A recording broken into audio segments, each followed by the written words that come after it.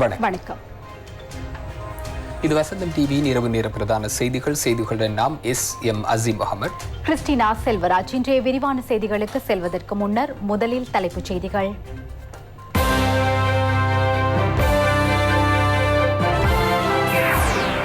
இலங்கையில் மனித உரிமைகள் பாதுகாக்கப்படும் விதத்தை மிச்சலுக்கு தெளிவுபடுத்தினார் அமைச்சர் GL. இத்தாலிக்கு சென்ற பிரதமர் நாட்டின் அபிவிருத்திக்கான ஒத்துழைப்பை பெறும் பேச்சுவார்த்தையில் பங்கேற்பு. லங்கா ஹாஸ்பிட்டலில் கண்டெடுக்கப்பட்ட கைக்குண்டு தொடர்பில் தீவிர விசாரணை. 1 கிலோ நாடுரக நெல்லை விவசாயிகளிடமிருந்து 55 ரூபாவுக்கு கொள்வனவு செய்ய அமைச்சரவை அங்கீகாரம். நாம் இன்னும் சிவப்பு வலயத்திலேயே உள்ளோம், கட்டம் கட்டமாகவே நாட்டை திறக்க வேண்டும், மருத்துவ சங்கம் தெரிவிப்பு. மாணவர்களின் எதிர்காலத்தை சீர்குலைக்கும் ஸ்டாலினின் மற்றொரு சூழ்ச்சி அம்பலம். 1 வருடத்தில் அதிகளவு வெப்பநிலை பதிவாகும் நாட்களின் எண்ணிக்கை இரட்டிப்பாக அதிகரிப்பு. விக்கெட் வேட்டையன் மலிங்க கிரிக்கெட்டிலிருந்து ஓய்வு.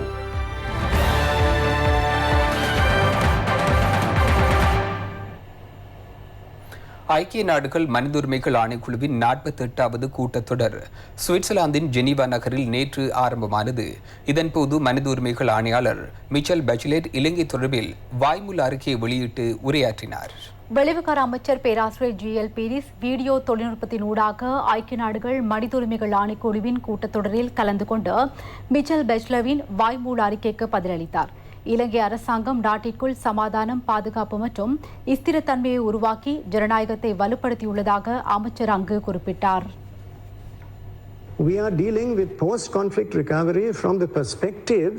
இலங்கையில் மோதல்கள் இடம்பெற்ற காலப்பகுதியில் யுத்த கோணத்தில் பார்க்கப்பட்டதிலிருந்து விலகி வளமை நிலைக்கு வருவதற்குள்ள நடவடிக்கைகள் மேற்கொள்ளப்படுகின்றன. பாரிய குற்றங்களுடன் தொடர்புடைய குற்றவாளிகளான LTTE அமைப்பைச் சேர்ந்த 16 பேருக்கு ஜனாதிபதி பொது மன்னிப்பு வழங்கப்பட்டுள்ளது. வடக்கு கிழக்கில் நிலக்கண்ணி வெடிகளை அகற்றுவது, மறுசீரமைப்பு மற்றும் மீள்குடியேற்ற வேலை திட்டங்களை வெற்றிகரமாக முன்னெடுப்பதற்கும் தேசிய நல்லிணக்கத்தினை ஏற்படுத்துவதற்கும் பாரிய ஒத்துழைப்பு வழங்கப்பட்டுள்ளது. காணாமல் போனோர் தொடர்பான அலுவலகம் தற்போது காணாமல் போனோரின் பெயர் பட்டியலை தயார் செய்துள்ளது. இழப்பீடு செலுத்தும் அலுவலகம் இந்த வருடத்தில் மாத்திரம் 3775 கோரிக்கைகளை திரட்டியுள்ளது. தேசிய ஐக்கியம் மற்றும் நல்லிணக்கத்திற்கான அலுவலகங்கள் 8 விடயங்களை உள்ளடக்கிய திட்டமிடல் செயற்பாட்டை தொடர்ந்து முன்னெடுத்து வருகின்றது. தேசிய மனித உரிமைகள் ஆணைக்குழு தனது பொறுப்பை சரியான முறையில் முன்னெடுக்கின்றது என கூற முடியும். பயங்கரவாத தடுப்பு சட்டம் தொடர்பில் மீள ஆராய்ந்து சர்வதேச மட்டத்திற்கு இணங்க அதனை மீள கொண்டு வருவதற்கென அமைச்சரவை உபகுழு ஒன்று அமைக்கப்பட்டுள்ளது.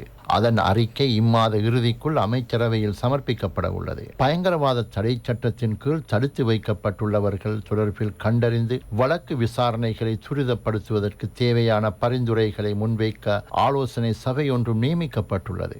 அதேபோல் பயங்கரவாத தடுப்பு சட்டத்தின் கீழ் தொடுக்கப்பட்டுள்ள வழக்குகளை விரைவில் நிறைவுக்கு கொண்டு வரும் நடவடிக்கைகள் மேற்கொள்ளப்படுகின்றன. பொறுப்பு கூறல் மற்றும் காணாமல் போனோர் தொடர்பில் உள்ள பிரச்சினைகளை தீர்ப்பதற்கு வழங்கப்பட்டுள்ள பரிந்துரைகளை மீள ஆராய்வதற்கு உச்சநீதிமன்ற நீதியரசர் தலைமையில் விசாரணை குழு ஒன்று அமைக்கப்பட்டுள்ளது. அதன் இடைக்கால அறிக்கை ஜனாதிபதியிடம் கையளிக்கப்பட்டுள்ளதோடு இறுதி அறிக்கை எதிர்வரும் 6 மாத கால பகுதிக்குள் சமர்ப்பிக்கப்படும். 2019 ஆண்டு உயிர்த்த ஞாயிறு தினத்தன்று மேற்கொள்ளப்பட்ட மிலேச்சத்தனமான தீவிரவாத தாக்குதலின் குற்றவாளிகளை சட்டத்தின் முன் கொண்டு வந்து அவர்களுக்கு எதிராக வழக்கு தொடரும் செயற்பாடும் தற்போது இடம்பெற்று வருகின்றது. தீவிரவாதத்துக்கு எதிராக செயற்படும் அதே நேரம் சகல மதங்களைச் சேர்ந்தவர்கள் உள்ள அனைத்து இலங்கையர்களையும் பாதுகாப்பது எமது பொறுப்பாகும். 46 கீழ் 1 யோசனையை நாம் நிராகரித்தாலும் தேசிய பொறிமுறை ஊடாக அந்த விடயங்கள் தொடர்பில் செயற்பாடுகளை முன்னெடுத்துள்ளோம். 30 கீழ் 1 யோசனை ஊடாக எமது சமுதாயம் துருவப்படுத்தப்பட்டதை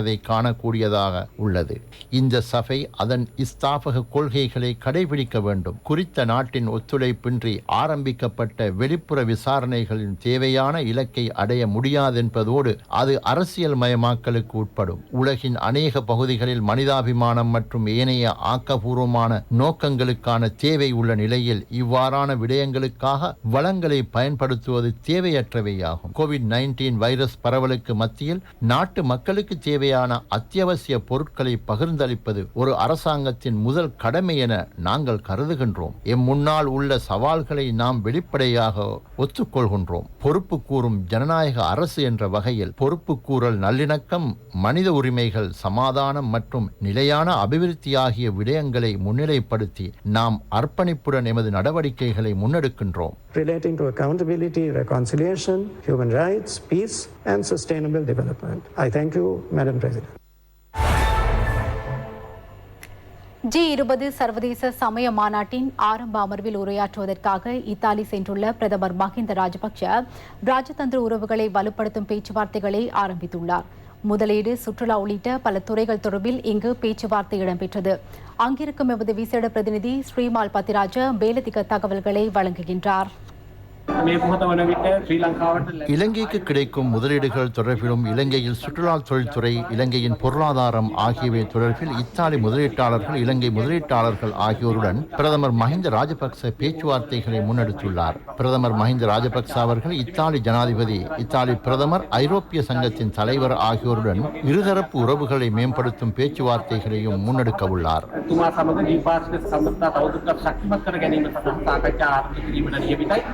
வெளிவிகார அமைச்சர் பேராசிரியர் GL பீரிஸ், வெளிவிகார அமைச்சின் செயலாளர் ஜெயநாத் கொலம்பகே ஆகியோர் பிரதமருடன் இப்பேச்சுவார்த்தையில் கலந்து கொண்டனர். இலங்கையின் எதிர்கால அபிவிருத்திக்கு இத்தாலியிடமிருந்து பெற்றுக்கொள்ளக்கூடிய ஒத்துழைப்பு மற்றும் முதலீட்டு வாய்ப்புகள் தொடர்பில் இங்கு அதிக கவனம் செலுத்தப்பட்டது. கொரோனா வைரஸ் பரவல் காரணமாக சிவப்பு வலயத்திலிருந்து இலங்கையால் இன்னும் வெளியில் வர முடியாத நிலை ஏற்பட்டுள்ளதால் நாட்டை கட்டம் கட்டமாகவே திறக்க வேண்டும் என இலங்கை மருத்துவ சங்கம் அறிவுறுத்தியுள்ளது. இதேவேளை செப்டம்பர் மாத நிறைவுக்குள் எதிர்பார்த்த தடுப்பூசி ஏற்றும் இலக்கை அடைய முடியும் என அமைச்சர் டலஸ் அழகப்பெரும இன்று இடம்பெற்ற ஊடக சந்திப்பில் தெரிவித்தார்.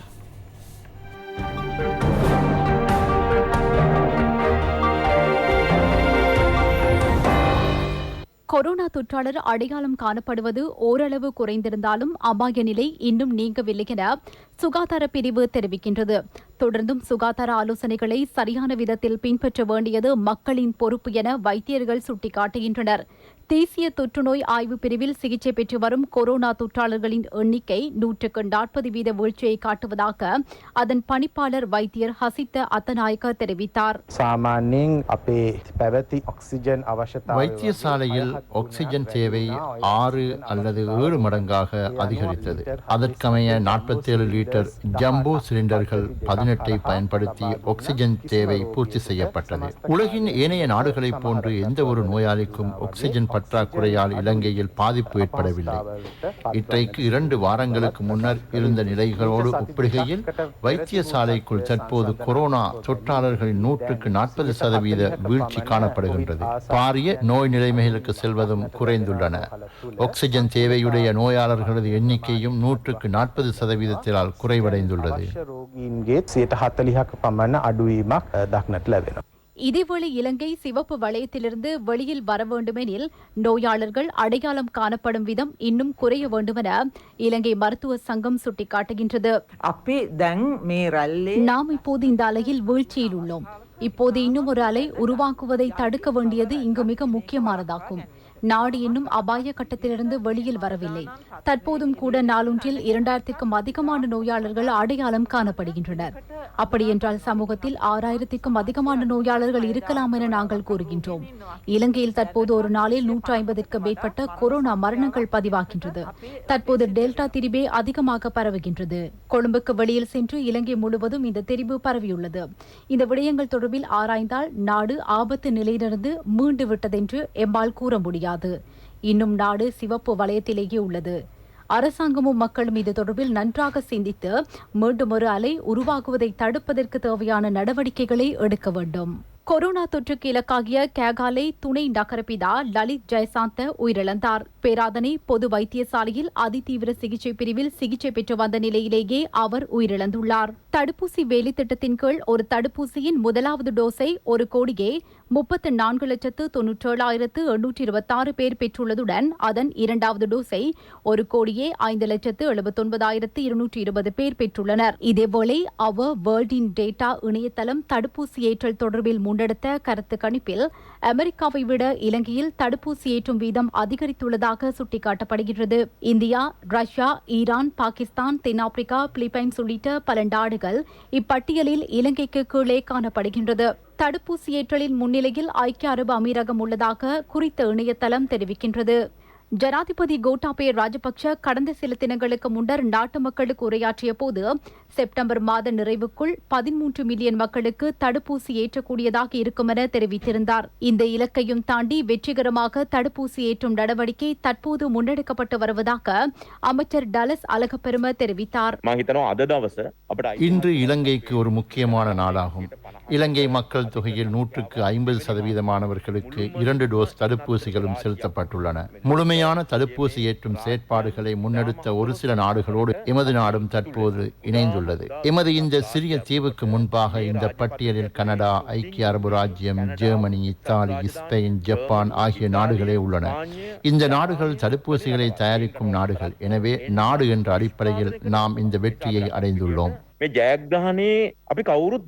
60 வயதுக்கு மேற்பட்ட சிரேஷ்ட பிரஜைகளுக்கு தடுப்பூசி ஏற்றும் நடவடிக்கை குறித்து கூடிய கவனம் செலுத்த வேண்டும் என பேராசிரியர் திஸ்ஸ விதாரண சுட்டிக்காட்டுகின்றார்.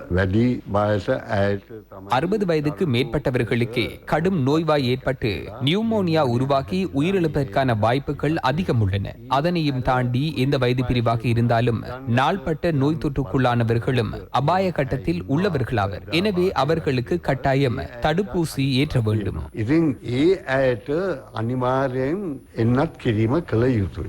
மட்டக்களப்பு மாவட்டத்தில் வாழைச்சேனை சுகாதார சேவை வைத்திய அதிகார பிரிவுக்குட்பட்ட 30 வயதுக்கும் மேற்பட்டோருக்கு முதலாவது மற்றும் இரண்டாவது டோஸ் தடுப்பூசி ஏற்றும் நடவடிக்கை இன்றைய தினம் வாழைச்சேனை பிரதேச செயலக நூலகம், கல்குடா கிளினிக் நிலையம், கருவாக்கேணி விக்னேஸ்வரா வித்தியாலயம் ஆகிய இடங்களில் இன்று முன்னெடுக்கப்பட்டது. முல்லைத்தீவு மாவட்டத்தில் 30 வயதுக்கு மேற்பட்ட அனைவருக்கும் சைனோஃபார்ம் தடுப்பூசியின் இரண்டாவது டோஸ் ஏற்றும் நடவடிக்கை வித்யானந்தா கல்லூரி மண்டபத்தில் இடம்பெற்றது. சுகாதார பிரிவினரும் ராணுவத்தினரும் இணைந்து இதனை முன்னெடுத்து வருகின்றனர். கொட்டகலை பிரதேசத்தில் அதிகரித்து வரும் கொரோனா தொற்றினை கட்டுப்படுத்த அப்பகுதியில் உள்ள 50,000 பேருக்கு 5 லட்சம் ரூபாய் பெறுமதியில் இலவச முகக்கவசங்களை வழங்க நடவடிக்கை எடுக்கப்பட்டுள்ளதாக கொட்டகலை பிரதேச சபை தலைவர் ராஜமணி பிரசாத் தெரிவித்தார். கொட்டகலை பிரதேச சபையின் மாதாந்த கூட்டம் இன்று இடம்பெற்ற போதே அவர் இதனை தெரிவித்தார்.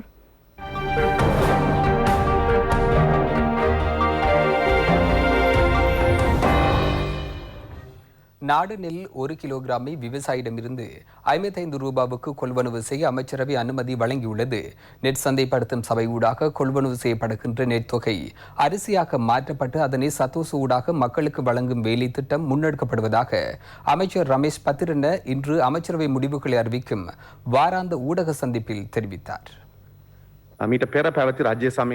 இதற்கு முன்னர் அரசாங்கத்தினால் விவசாயிகளுக்கு 30 ரூபாய் உத்தரவாத விலை வழங்கப்பட்டது. மிகவும் குறுகிய காலத்தில் நெல்லுக்கான விலை 55 ரூபாவாக அதிகரிக்கப்பட்டுள்ளது.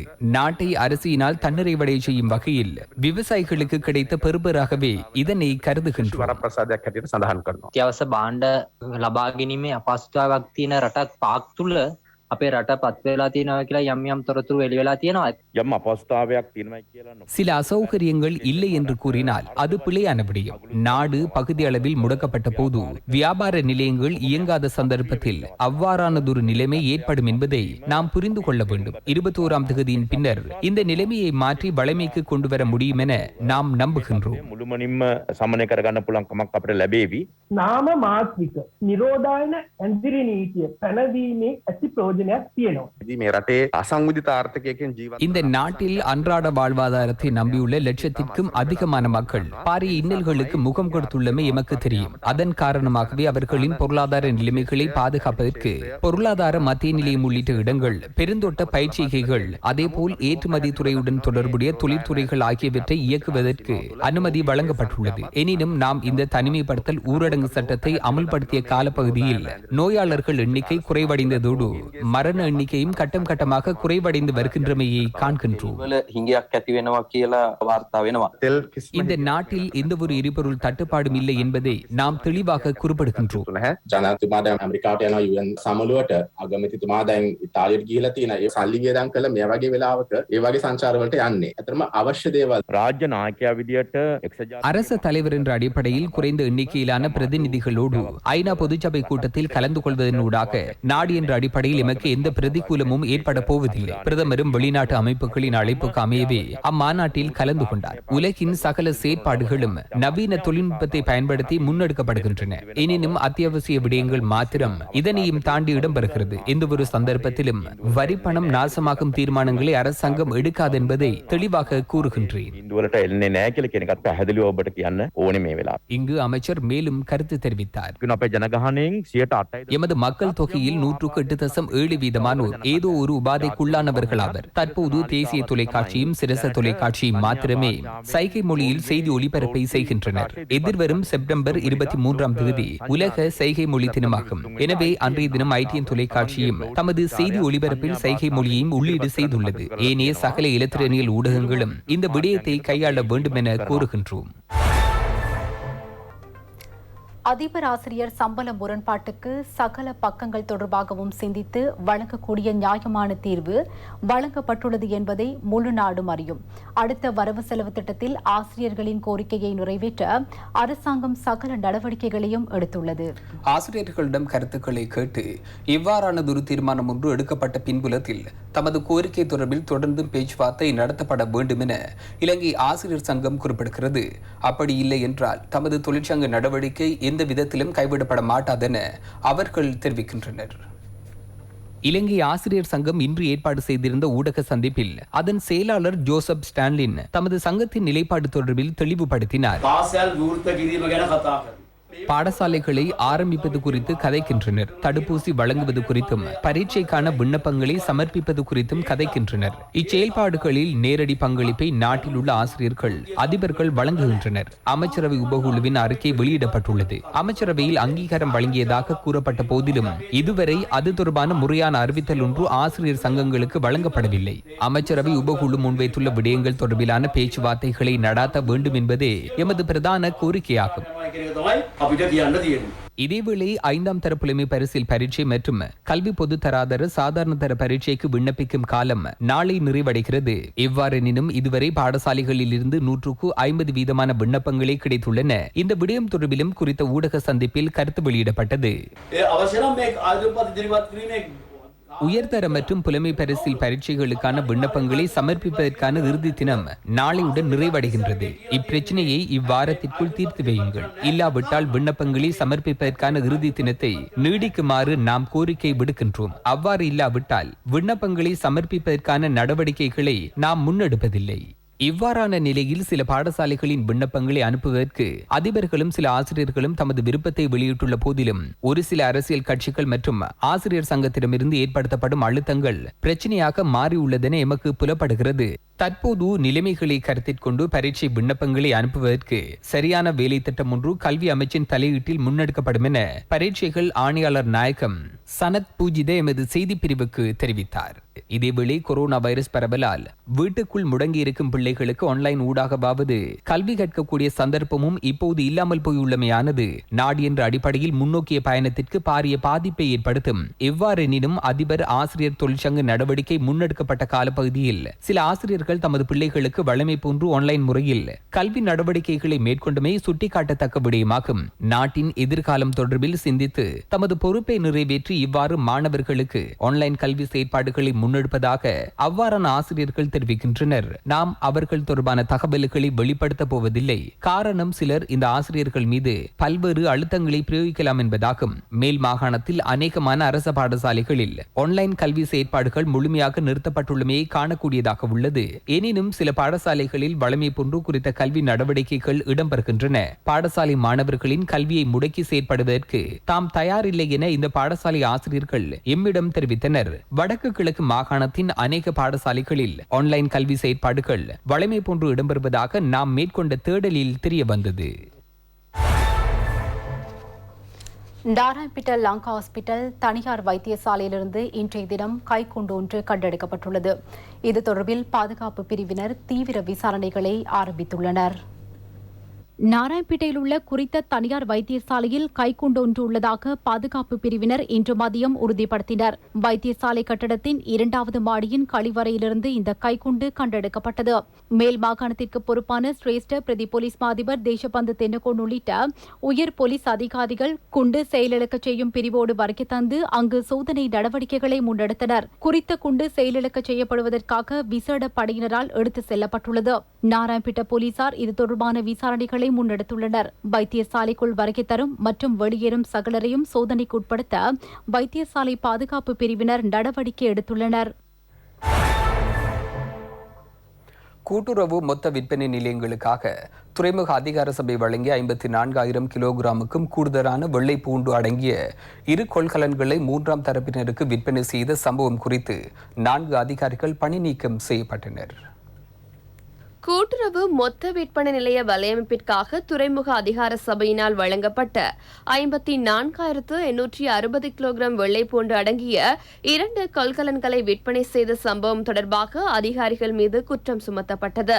இந்த வெள்ளைப்பூண்டை எவரினதும் அனுமதியின்றி இவ்வதிகாரிகளினால் 3ஆம் தரப்பினருக்கு விற்பனை செய்யப்பட்டுள்ளதாக கூட்டுறவு மொத்த விற்பனை நிலைய தலைவர் போலீஸ் குற்றப்புலனாய்வு பிரிவுக்கு முறைப்பாடு செய்திருந்தார். சம்பவம் குறித்து தற்போது விசாரணைகள் ஆரம்பிக்கப்பட்டுள்ளதுடன் இது சம்பந்தமாகவே 4 அதிகாரிகள் பணி நீக்கம் செய்யப்பட்டு கைது செய்யப்பட்டனர். பணி நீக்கம் செய்யப்பட்டவர்களில் சத்தோச நிறுவனத்தின் நிதிப்பிரிவின் பிரதி பொது முகாமியாளரும் அடங்குகின்றார். அத்துடன் வெள்ளைப்பூண்டு அடங்கிய கொள்கலன்கள் மாபுல மற்றும் வெளிசர பகுதிகளில் கண்டுபிடிக்கப்பட்டன. கொள்கலன்களை கொள்வனவு செய்த விநியோகத்தரும் கைது செய்யப்பட்டதுடன் அவர் நீதிமன்றத்தில் ஆஜர்படுத்தப்பட உள்ளார். இலங்கையில் முதல் தடவையாக அதி உயர் தொழில்நுட்பத்துடன் கூடிய கேபிள்களை பயன்படுத்தி நிர்மாணிக்கப்பட்ட புதிய கெரணி பாலத்தின் மின்னொளி தொகுதி பரீட்சிக்கப்பட்டது.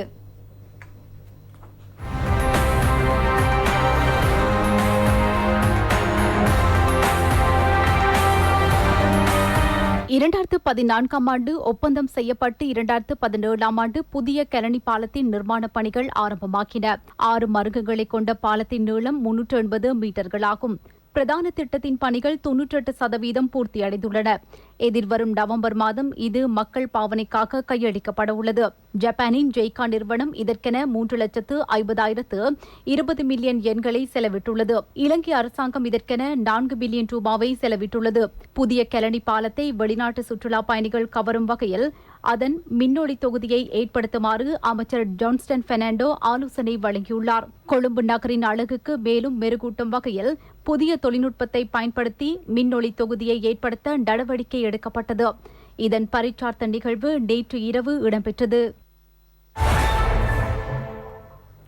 மக்களுக்கு எதனையும் செய்யாத நல்லாட்சி தற்போதைய அரசின் மீதே குறை கூறி தமது அரசியல் இருப்பை தக்க வைத்துக் கொள்ள மேற்கொள்ளும் முயற்சியினை மக்கள் நன்கு அறிவார்கள் என தமிழ் மக்கள் விடுதலை புலிகள் கட்சியின் செயலாளர் பு. பிரசாந்தன் வவுனதீவில் இடம்பெற்ற நிகழ்வொன்றில் தெரிவித்தார்.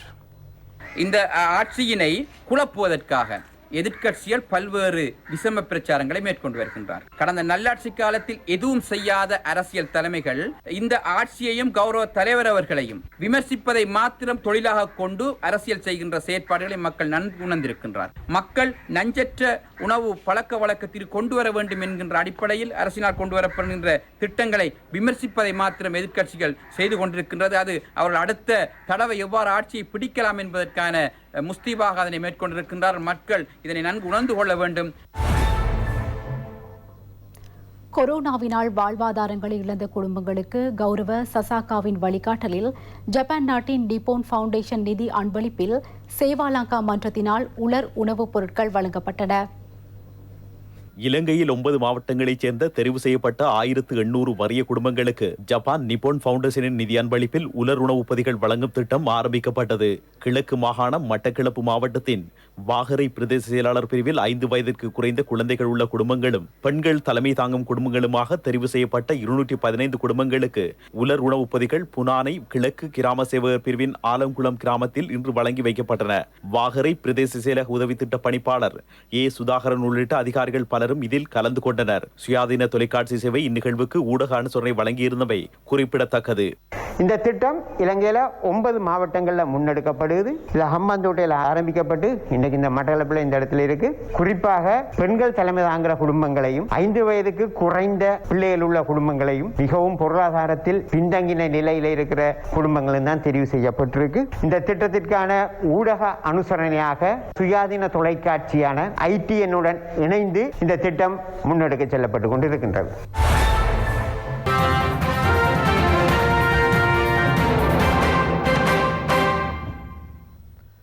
இலங்கை கிரிக்கெட் அணியின் வேகப்பந்து வீச்சாளர் லசித் மாலிங்க சர்வதேச டுவெண்டி போட்டிகளிலிருந்து ஓய்வு பெற தீர்மானித்துள்ளார்.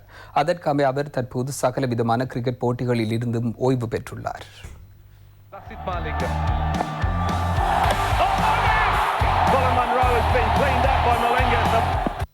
யோக்கர் மன்னன் லசித் மாலிங்க தான் கிரிக்கெட் போட்டியிலிருந்து ஓய்வு பெறவுள்ளதாக விசேட காணொலி ஒன்றை வெளியிட்டு இன்று உறுதிப்படுத்தியுள்ளார். தனது ஃபேஸ்புக் மற்றும் ட்விட்டர் பக்கங்களில் அவர் இது தொடர்பான பதிவை ஏற்றுள்ளார். 17 வருடங்களாக தேசிய மற்றும் சர்வதேச கிரிக்கெட் விளையாட்டில் வெற்றி கொண்ட அனுபவம் மற்றும் அறிவு என்பன தொடர்ந்து கிரிக்கெட் மைதானத்திற்குள் தேவையற்றதாகிவிட்டதென அவர் குறிப்பிட்டுள்ளார். 2020 போட்டிகளிலிருந்து ஓய்வு பெற தீர்மானித்தமையே இதற்கு காரணமாகும் என அவர் குறிப்பிட்டுள்ளார். கிரிக்கெட் வாழ்வில் தனக்கு உதவிய அனைவரையும் லசித் மாலிங்க இங்கு நினைவு கூர்ந்தார். Today is very special day for me because I want to thank each and everyone whoever support me and bless me throughout my T20 journey. இன்று எனக்கு விசேடமான தினமாகும். அனைவருக்கும் நான் நன்றி தெரிவிக்கின்றேன். 100க்கு 100% 20 போட்டிகளில் இருந்து ஓய்வு பெறுவதற்கு நான் தீர்மானித்துள்ளேன். இலங்கை கிரிக்கெட் கட்டுப்பாட்டு சபை எனது அணியின் வீரர்கள், மும்பை இந்தியன்ஸ் அணி, மெல்பர்ன் ஸ்டார் அணி, கென்ட் அணி உள்ளிட்ட நான் விளையாடிய ஏனைய அணியின் உறுப்பினர்களுக்கும் உரிமையாளர்களுக்கும் ரசிகர்களான உங்களுக்கும் நான் நன்றி தெரிவிக்கின்றேன். நான் விளையாடும் போது உங்கள் அனைவரிடமிருந்து எனக்கு பல அனுபவங்கள் கிடைத்தன. எனது அனுபவங்களை உங்களோடு பகிர்ந்து கொள்ள நான் விரும்புகிறேன். Again, thanks a lot.